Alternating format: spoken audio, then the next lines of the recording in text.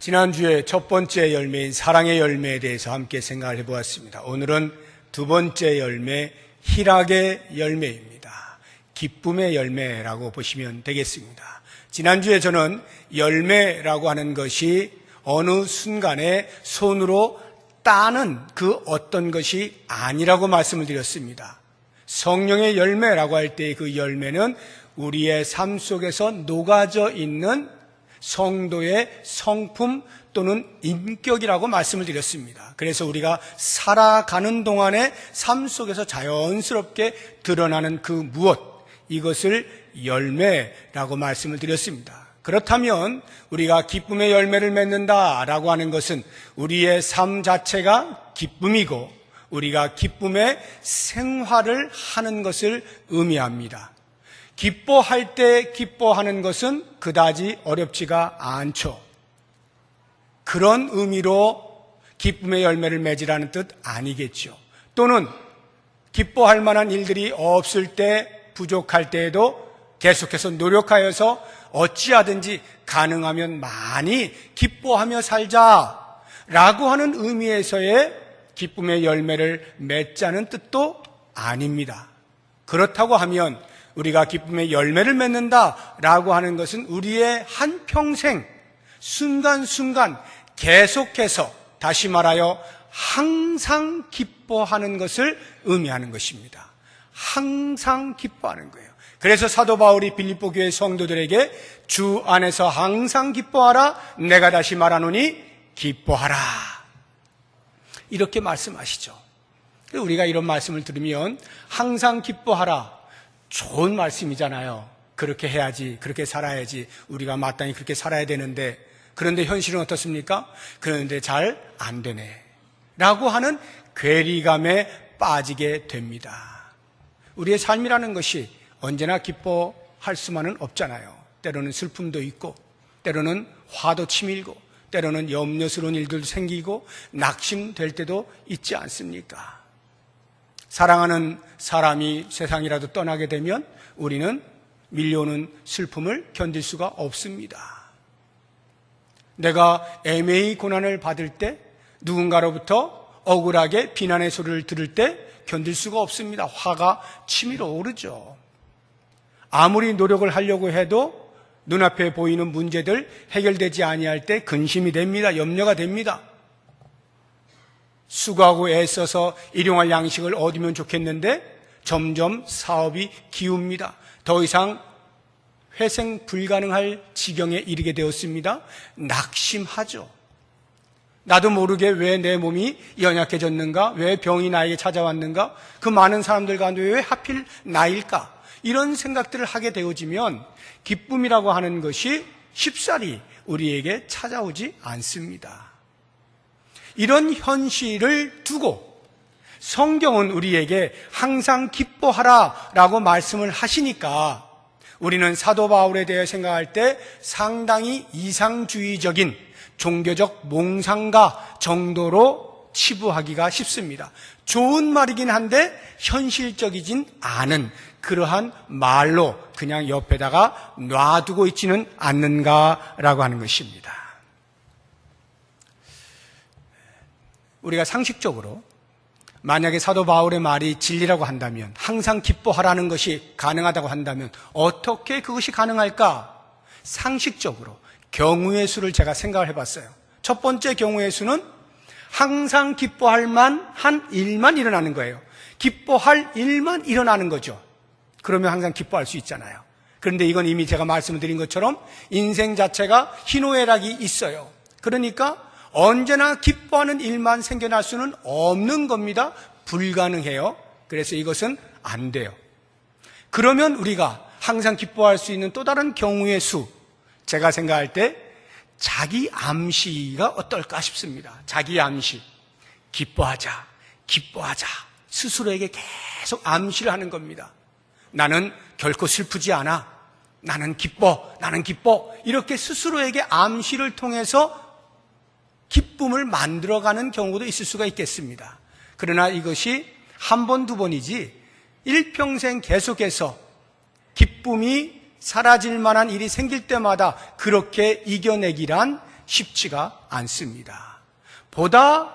그것보다 좀 더 적극적으로 우리가 할 수 있는 것이 있다면 긍정적 사고, 영어로는 positive thinking이라 그러는데요. 긍정적 사고를 통해서, 다시 말하면 슬픈 일이 있어도 내가 그것을 견뎌내는 거예요. 그 정도쯤이야 내가 이겨낼 수가 있지.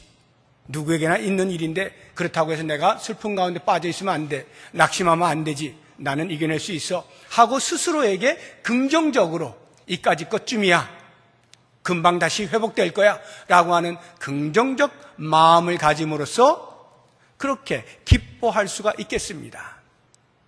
이러한 긍정적 사고는 우리의 삶을 매우 유용하게 해줍니다. 특히 고난 가운데 있을 때 긍정적 사고를 가진 사람이 그렇지 못한 사람보다 훨씬 빨리 극복할 수가 있겠죠. 그런 면에서 어느 정도 도움은 됩니다. 그러나 이것 역시도 그 긍정적 사고라고 하는 것 자체가 우리 속에서 기쁨을 생성시키거나 창출해내지는 못한다라고 하는 면에서 긍정적 사고를 갖는다는 것이 항상 기뻐할 수는 없다라는 결론에 도달하게 됩니다. 그렇다고 하면 이제 하나님께서 바울을 통하여서 항상 기뻐하라라는 말씀을 주셨을 때 그 의미는 무엇일까? 사도 바울이 빌립보 교회 성도들뿐만 아니라 데살로니가 교회 성도들에게도 같은 권면을 했어요. 항상 기뻐하라.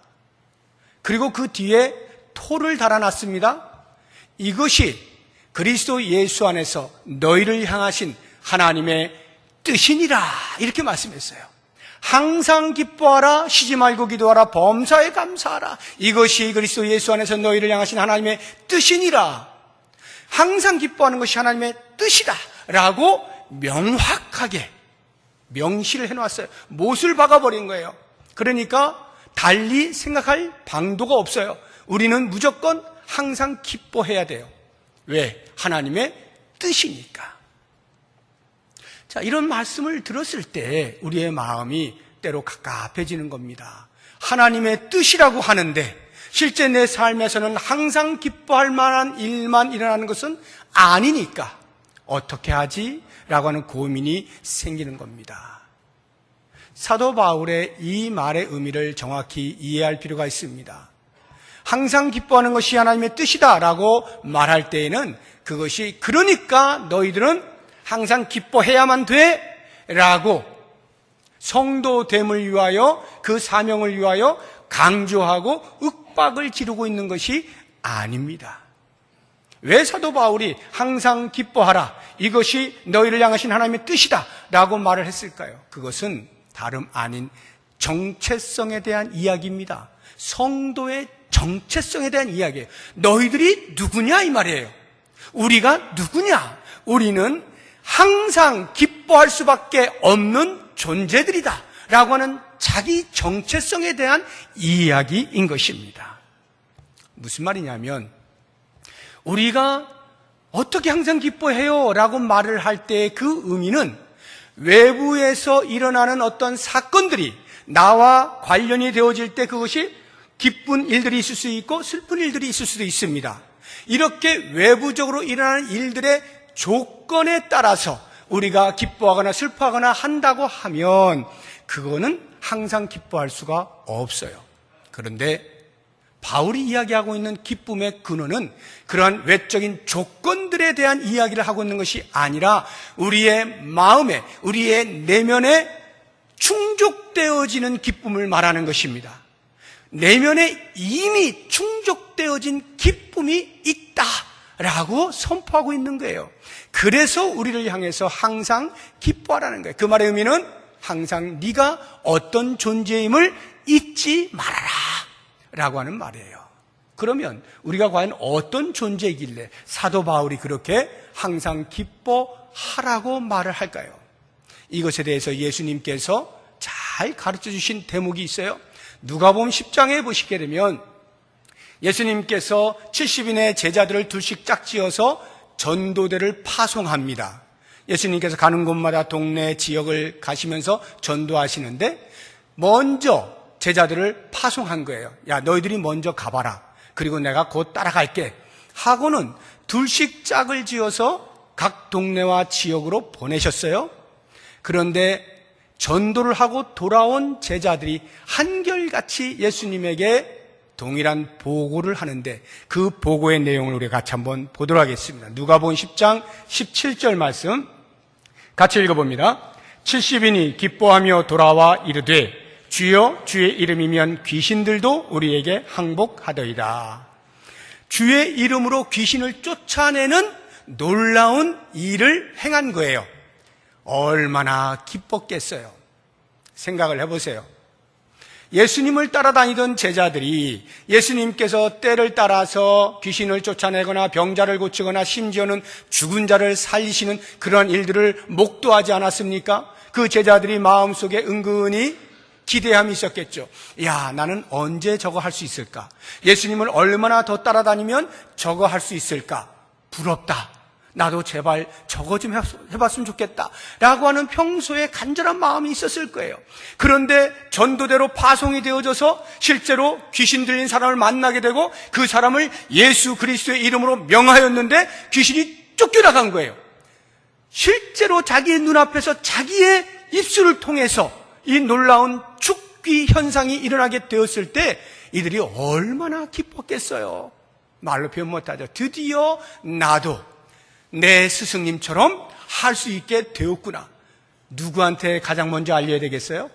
스승한테 알려야죠. 그러니까 불이 나게 쫓아와서 예수님 저도 이렇게 할 수 있게 되었네요 하고 얼마나 흥분해서 기쁨의 어조로 말을 했겠어요. 그러한 제자들을 향해서 예수님께서 기쁨에 대한 생각을 조정을 해 주십니다.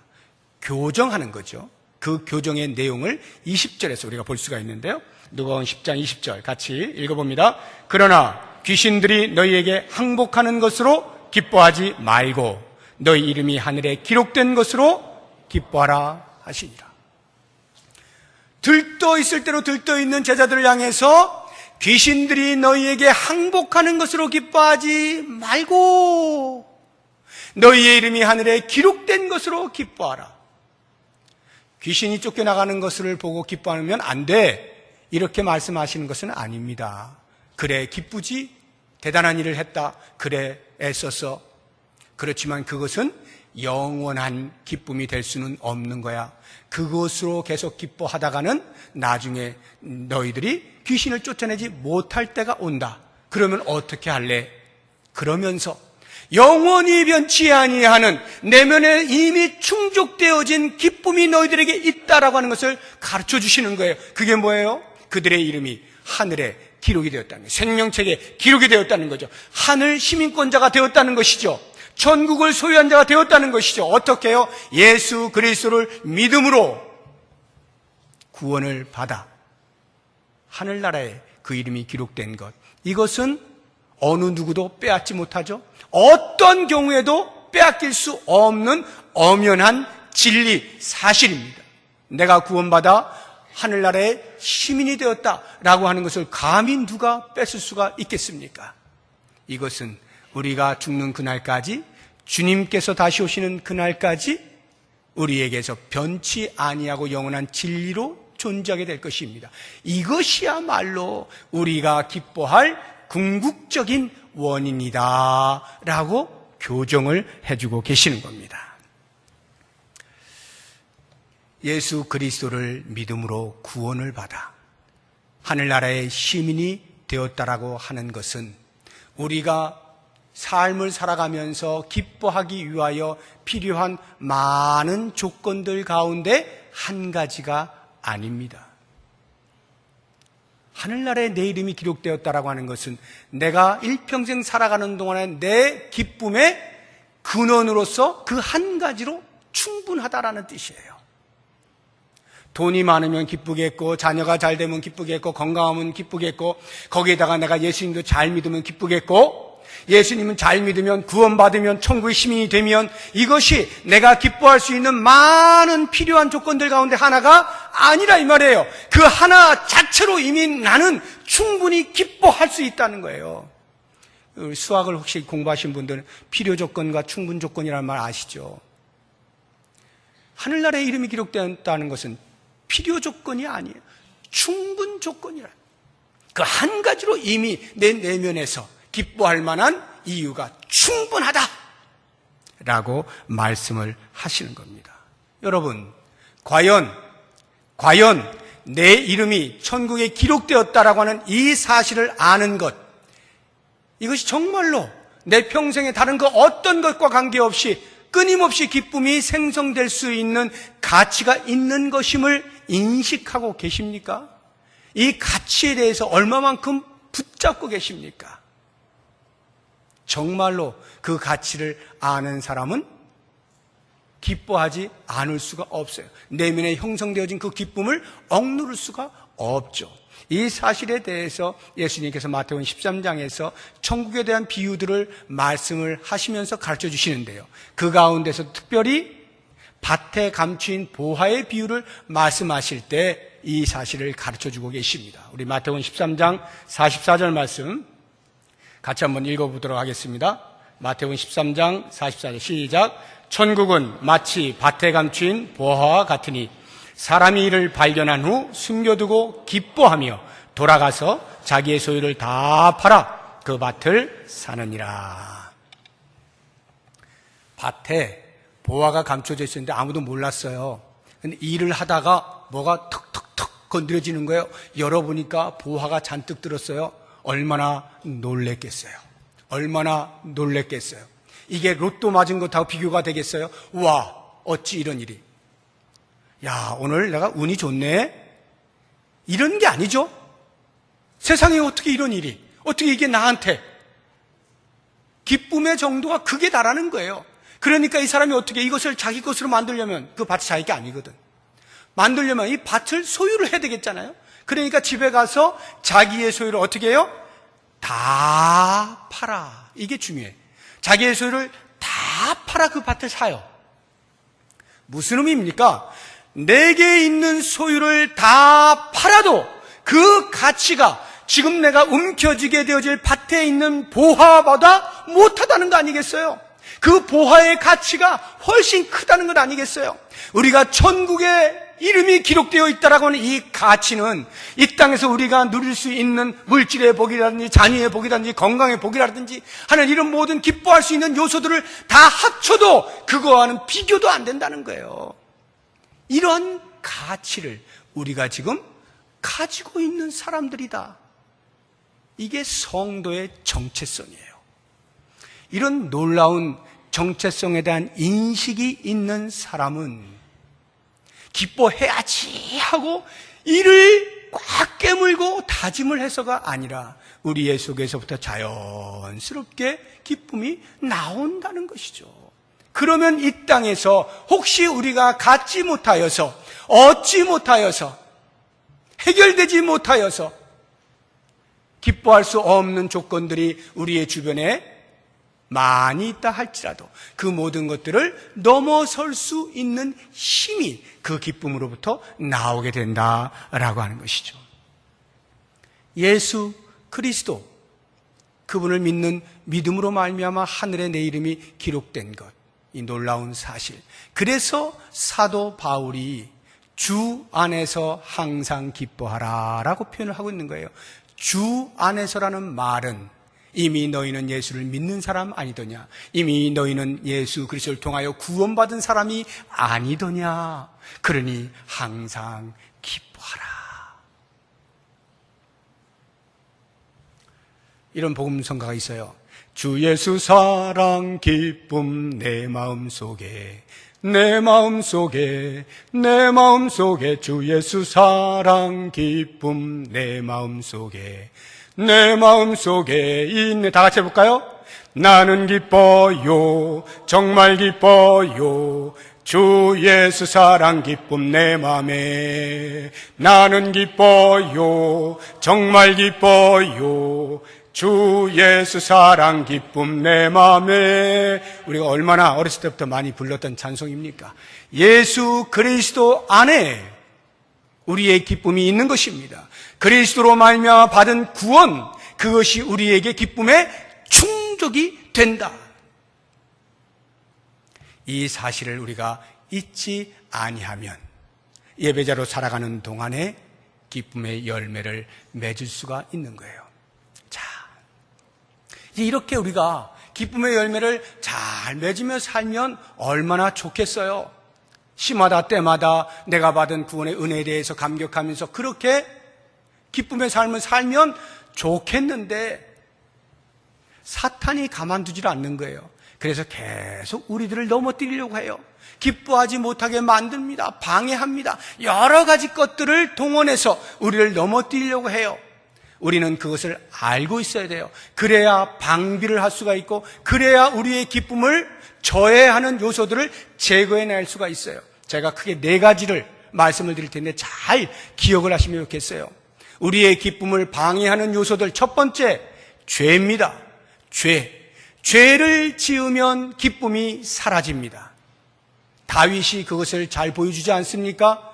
하나님과 마음이 합한 자였음에도 불구하고 죄를 지었을 때 더 이상의 구원의 즐거움을 누리지 못하였던 다윗입니다. 만약 여러분 죄를 짓고 있는데 지금 나는 웃고 있다라고 한다면 그 웃음은 가짜 웃음입니다. 그 웃음은 가증스러운 웃음이에요. 그것은 양심의 화인, 불로 찢어져 버린 화인 맞은 웃음입니다. 죄는요, 결코 주의 구원의 기쁨을 누리지 못하게 만들어버려요. 그렇기 때문에 우리는 죄를 미워해야 돼요. 죄를 멀리해야 돼요. 우리는 이것을 가리켜서 경건의 훈련이라 말합니다. 그러므로 기쁨을 유지하길 원하십니까? 경건의 훈련을 게을리하면 안 됩니다. 계속해서 우리의 삶 속에 다가오는 죄들을 잘라내야 돼요. 멀리해야 돼요. 미워해야 돼요. 아예 근처에도 못 오게 만들어 버려야 됩니다. 그런데 그렇게 하는데도 불구하고 비집고 들어와서 결국에는 유혹에 못 견뎌 넘어졌다라고 가정을 한다면, 그래서 내가 죄를 지었다, 그러면 어떻게 해요? 3가지 기억하십시오. 첫 번째, 무조건 즉각적으로 신속하게 엎드려 자복한다, 회개한다. 바로 돌아서야 돼요. 머뭇거리면 안 됩니다. 그리고 2번째, 진실하게 회개해야 돼요. 대충 어차피 또 죄 지을 건데 뭐 눈물 콧물 다 쏟아봐야 또 죄 지을 건데 뭐 하고 대충 하나님 잘못했어요 이러고 넘어가면 안 돼요. 그 잘못한 것에 대하여 눈물을 흘릴 때 그 눈물이 내 침상을 띄울 정도가 돼야 돼요. 내 요를 다 적셔버릴 정도로 그렇게 진실되게 회개해야 됩니다. 그리고 남김없이 회개해야 돼요. 남김없이, 하나도 남김없이.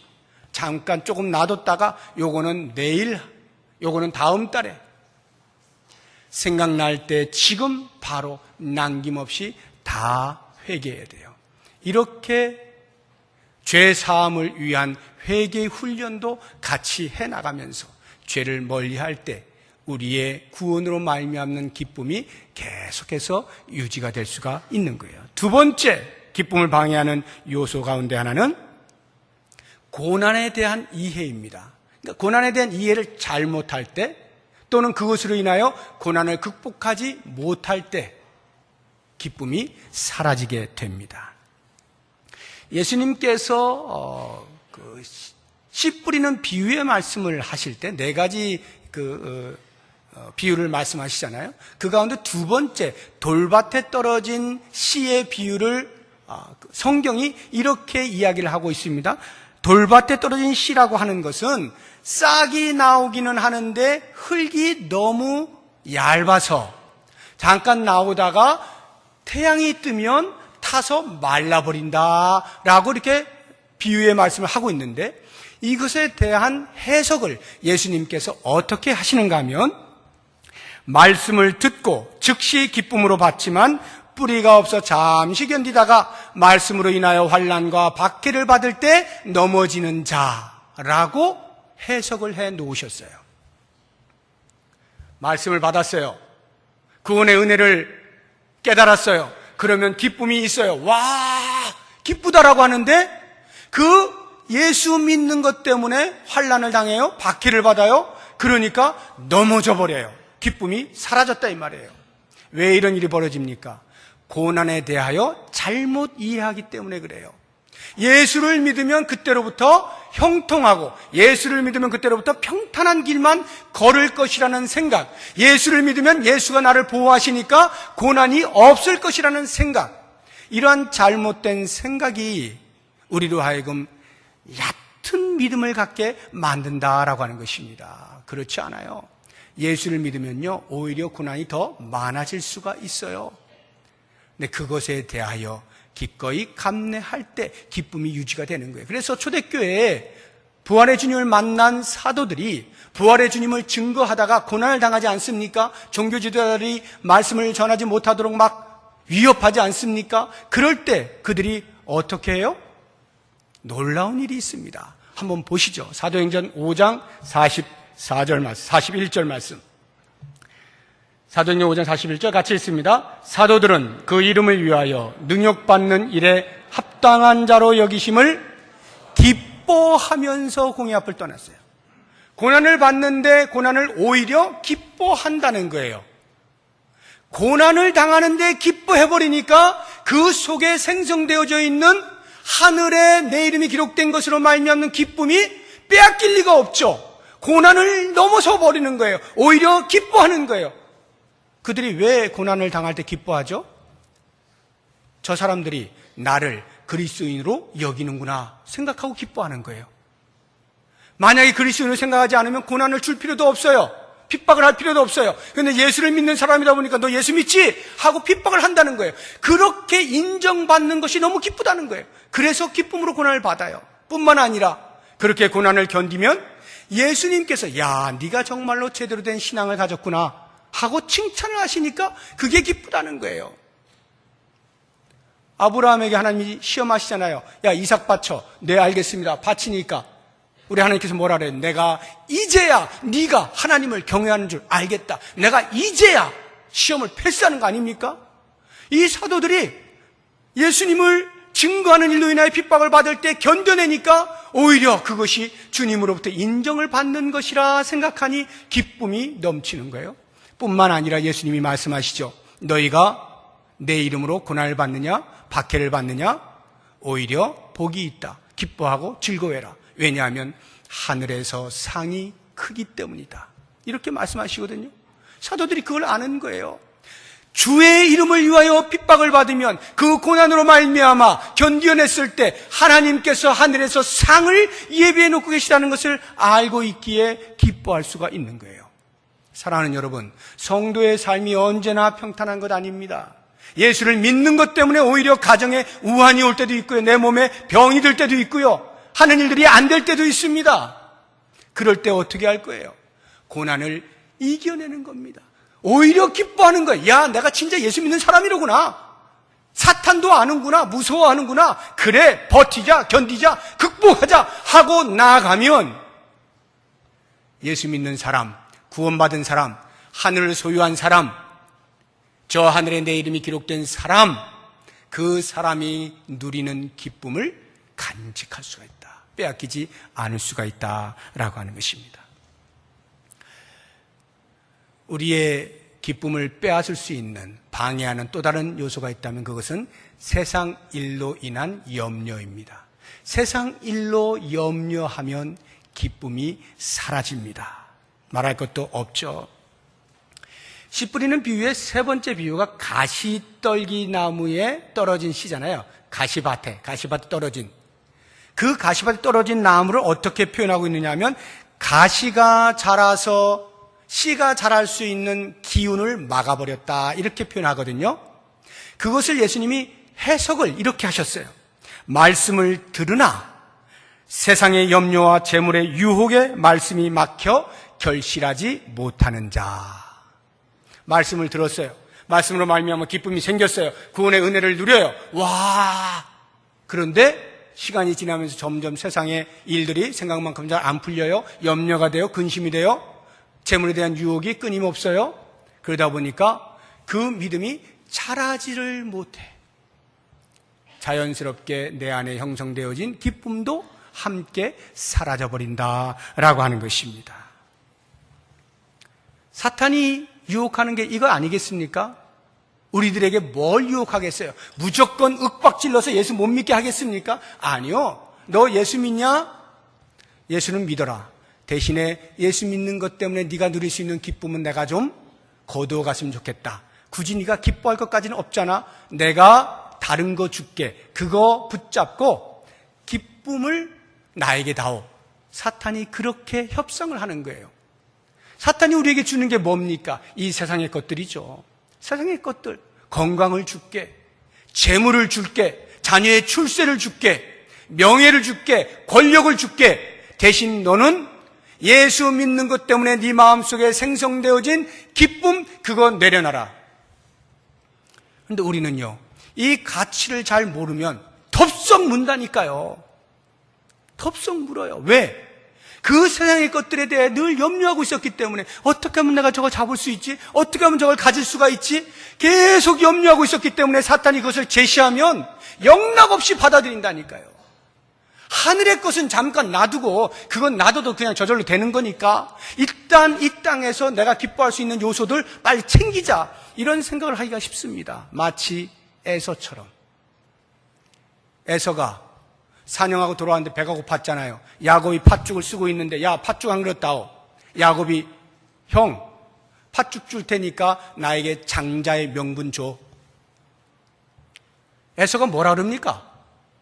야, 내가 지금 배고파 죽게 생겼는데 이 장자의 명분이 나에게 무슨 유익이 있겠느냐? 그 장자의 명분이 지금 나의 배고픔을 채워줄 수 있겠느냐? 너 가져.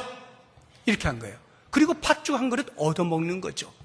이러한 에서의 행동에 대하여 창세기의 저자가 그를 평가하기를, 에서는 장자의 명분을 가벼이 여겼더라. 장자의 명분을 가벼이 여겼더라. 우리가 세상의 것들, 욕심내고 있는 것들, 그것을 사탄이 제시할 때 덥석 물고는 하늘의 것을 그냥 가벼이 여기고 버려버려서는 안 된다라고 하는 것입니다. 세상 일로 염려하는 것들은 우리의 기쁨을 막아요. 염려를 내려놓으셔요. 우리가 염려해서 키를 한 자나 더 할 수가 있습니까? 아닙니다. 오직 먹이시고 입히시는 분이 여호와 하나님이셔요.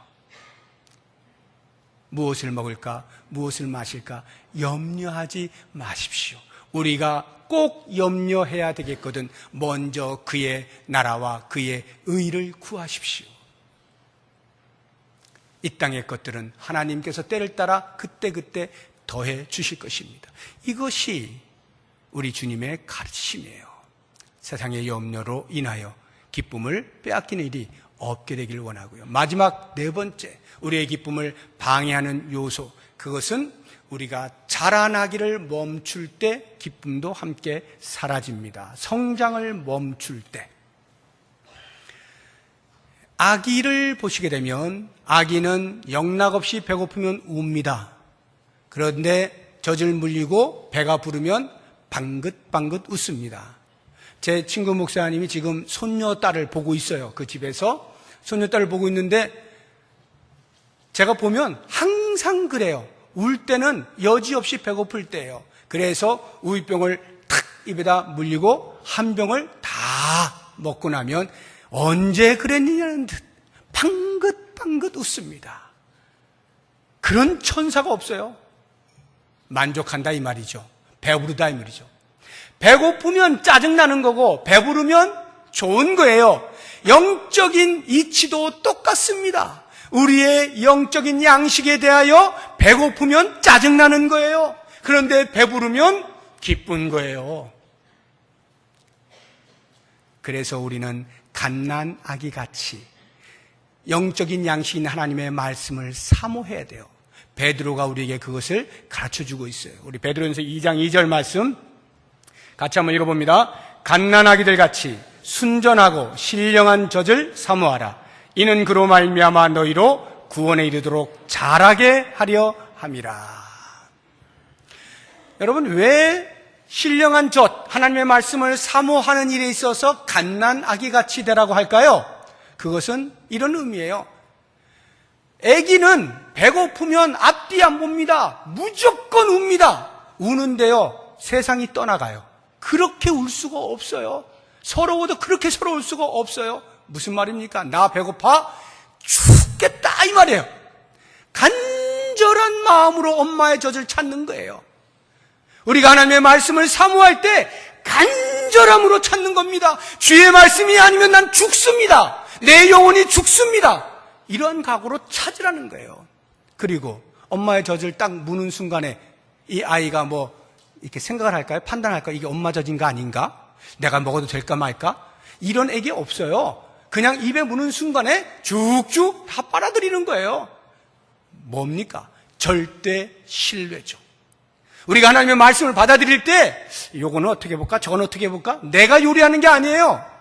하나님의 말씀을 그냥 과감 없이 다 받아들이는 것입니다. 그대로 흡수하는 거예요. 절대 신뢰를 가지고. 그렇게 하나님의 말씀을 가지고 내 영적인 성장이 일어나게 되어질 때에 배가 부르잖아요. 영적인 배가 부르잖아요. 그러면 거기에 기쁨이 형성이 된다는 거예요. 근데 이게 배고프면 기쁨이 없어진다니까. 짜증만 나죠. 불평만 늘고 원망만 생기죠. 그래서 영적인 성장을 이루어내야 돼요. 물론 영적인 성장에는 하나님의 말씀만 있는 것은 아닙니다. 우리의 기도의 생활도 마찬가지고 성도 간의 아름다운 교제도 역시 우리의 영적인 성장에 큰 도움이 됩니다. 복음을 전하는 전도자의 생활이나 우리가 가지고 있는 것들을 다른 사람과 나누는 섬김과 나눔의 생활들도 전부 다 우리의 영적인 성장에 도움이 되는 것들입니다. 이러한 것들을 통하여서 우리가 자라날 때 거기에 기쁨이 동반되는 거예요. 이 자라남은 50년까지만, 60년까지만, 아니면 70년까지만 하고 말까? 아닙니다. 우리가 죽는 순간까지, 또는 주님이 다시 오시는 그날까지 우리는 계속해서 자라나는 거예요. 영적으로 계속 우리는 성장하는 사람들이에요.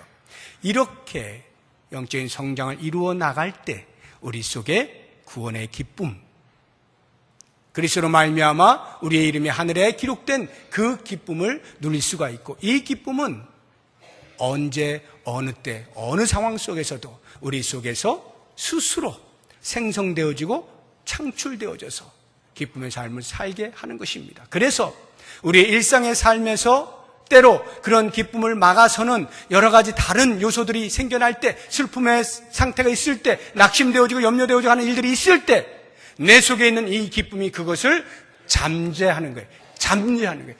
그냥 다 덮어버리는 거예요. 그래서 이겨나가는 거죠. 그러므로 우리가 기쁨의 열매를 맺는다라고 하는 것은요, 세상살이 잘 안 되니까 내가 아무리 노력해도 다 움켜쥐을 수 없는 거고, 내가 마음 먹는 대로 다 되는 게 아니니까 어쩔 수 없으니까 그래 마음 편하게 갖자, 그래 내가 예수 믿는 사람인데 그냥 편안하게 기뻐하며 살지 뭐, 이런 정도의 기쁨을 말하고 있는 것이 아니라는 것 꼭 기억을 하시고, 예수 한 분으로 이미 나는 기쁨이 충분해 라고 하는 이 고백으로 우리의 남은 생을 살아가게 될 때 우리는 하나님을 예배하는 예배자로서, 성령이 내주하시는 성령의 사람으로서 기쁨의 열매를 주렁주렁 맺을 수가 있는 것이고, 이러한 기쁨의 삶을 주님 오시는 그날까지 영원토록 누리실 수 있는 우리 모든 성도님들 되시기를 주의 이름으로 축복합니다. 기도하겠습니다. 하나님 아버지, 우리가 예수 믿는다는 것이, 구원받았다는 것이, 천국의 시민으로 산다는 것이 어떤 가치를 갖는 것인가를 한시도 잊지 않기를 원합니다. 이 땅에 그 어떤 것과 바꿀 수 없고 어떤 것과 견줄 수 없는 그 놀라운 가치가 우리의 마음에 큰 기쁨으로 다가오는 것 잊지 않게 하시고, 그렇게 항상 기뻐하는 삶을 살게 하여 주옵소서. 그리하여 성령의 열매 가운데 기쁨의 열매를 주렁주렁 맺으며 사는 참 예배자가 되게 하여 주옵소서. 예수님의 이름으로 기도드립니다. 아멘. 우리 다 같이 자리에서 일어나셔